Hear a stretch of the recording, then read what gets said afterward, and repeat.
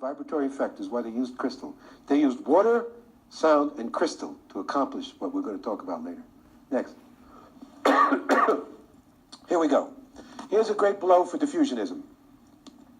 And as I said, David, I, and just about everybody here are diffusionists. In 1997, Hakim met me in California before we were to engage in a major expedition to Egypt in 1997 in September, which is a major part of the research of my book. He told me he was going to show me evidence of a Mayan temple in Egypt. And I went, wow. The lights went off, bells and whistles. Here's my 15 minutes of fame. I'm in the history books if I can prove this.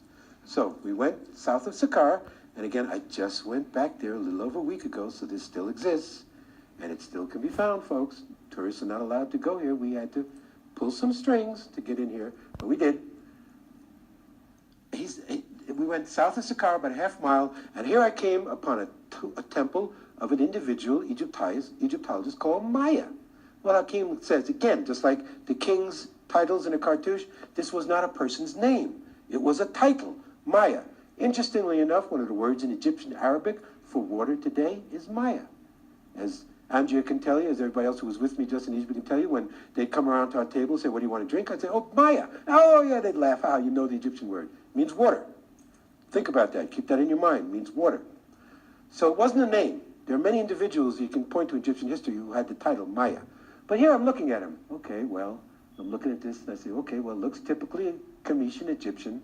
It's a tomb scene. He's got his food for the afterlife. He's got all his protective spells. Next slide. And this is a key one here, which I didn't point out to you, but this is in my book. This is Askat, another symbol for water. Nefer, which means harmony. I have a whole chapter in my book called Askat Nefer, the harmony of water, how important water was to these ancient people. So this was a clue to me right away. Well, this was a wise man. If they put this on his tomb, it means he was smart. He knew the secrets of water. But still, I see nothing here to go on. Next. And here he is. And I just saw this again. The paint is still there after 3,300 years. Original paint still there. But I'm looking, is this a Mayan nose? Is this a Central American Indian? That's a stretch. So I said to Hakim, I said, well, you know, I know what you're trying to on a stage in a university in the United States or anywhere in the world. They'll laugh me off the stage. There's nothing here that looks like from an Indian from Central America or Mexico.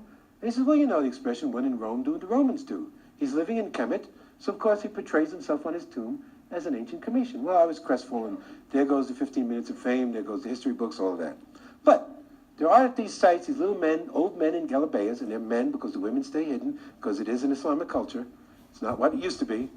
But the men, they'll come around to you and they'll look at you and say, well, there's something you should see. And everybody has a natural reaction, oh, they just want some bakshish. They just want a handout, you know, and you walk away from them. But sometimes they'll take you to something that you will be amazed. This little keeper, because I was with Hakim to begin with, didn't speak English.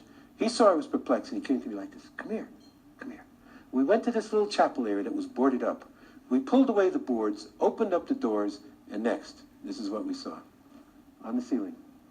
Oh my God. That's not Egyptian, folks. It's not Comitian. Absolutely so, and I can give you verification of that. And I got better pictures now. So anybody's really interested in this, went back a week and a half ago and took more pictures, more close-ups. It's still there. It's not even boarded up anymore. It's open for everybody to see, but they don't allow you to go there because there's excavations being done. But I can take you there, and I can get back there anytime because the magic word is Awiyan, the last name of my teacher. You can go anywhere in Egypt. And yes, let me continue, please. To verify this, it's okay. It's okay. I appreciate your enthusiasm. Instead of going to Mayan archaeologists with this, I took photographs of this picture, made an image. I happen to know Aluna Joy Yashkin, who used to live in Sedona, now lives, no, she used to live in Mount Shasta, she now lives in Sedona. So you folks may be able to hear some of her presentations. She leads tours to the Mayan sites. She was a student of Mayan daykeeper Hunbat's men. I sent a copy of this photograph to Hunbat's men. He graciously responded within a few months, which mail from Mexico is pretty incredible. But he responded within a few months saying, oh yes, I recognize this. This is the language of my ancestors. In fact, he claimed he could read some of the symbols, that it's actually dating. It's usually time codes. And I wish Christopher O'Brien was here because we had a great conversation last night. He recognized this as pre-classic right away. And he says, what this is dates. But to follow that up, we even went further. I've come here to Sedona many times to give presentations.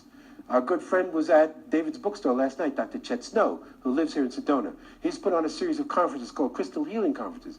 Another offshoot, which is a whole another lecture, is I've been involved in researching crystal skulls since 1979. So I give presentations for Chet on crystal skulls. So at his conferences was a lady named Flor de Mayo, who lives in Albuquerque. She's a well-known Mayan priestess and curandera, healer, priestess. I showed a copy of this photograph to her in 1998. I asked her, could you give me a comment on this? She said, well, this is amazing. I can't speak. Can I look at this for a few days? I said, sure. The conference was over. I went back to her and I asked her, can you tell me any impressions you have on this? She couldn't. She said, where is this from? Is this from Mexico? I said, no. She said, is this from Peru? I said, no. This is from Saqqara, Egypt. She said, Egypt? She said, can I have a copy of this to show my teacher? And I said, sure. Her teacher's name's long name, basically goes by the name of Don Alejandro. He is the elder, recognized wisdom keeper of the Quiche Maya of all of Guatemala. He looked at this and immediately said, oh yes, this is the language of our ancestors. Without a doubt, this is Mayan. And then he related a story to her from his indigenous oral tradition, that according to the Mayans, they originally came from the Pleiades. When they came for the Pleiades, they came to 4 corners of our earth. One, of course, Mexico and Central America. Another was Northern Africa, ancient Egypt. And he said those people were called the Naga Maya. I went back to Egypt in October of 1999. She told me this in April of 1999. Went back with a tour with Hakim, told him this. First of all, he was greatly enthused that we had an indigenous confirmation of the find. And then he said, oh yes, Naga. Naga is from the ancient Comitian word Nag, which meant tribe. Tribe, Maya. Did the word mean in the ancient Comitian language the tribe that came from across the water? I put it out to you. There's no doubt, folks, that this is not ancient Egyptian script. Next.